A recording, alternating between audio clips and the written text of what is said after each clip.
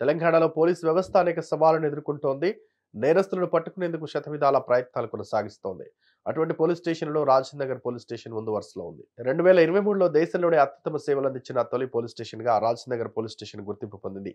కేంద్ర ప్రభుత్వం వీరి సేవలను గుర్తించింది, అవార్డుతో సత్కరించింది. డీజీపీల సదస్సులో Rajendra Nagar station house officer B Nagendrababu అవార్డును అందుకున్నారు. కేంద్ర హోంమంత్రి అమిత్ షా ఈ అవార్డును అందజేశారు. కేంద్ర హోంమంత్రి నుంచి అవార్డు అందుకున్న నాగేంద్రబాబుకి సీఎం రేవంత్ రెడ్డి ట్విట్టర్ వేదికగా అభినందనలు తెలిపారు.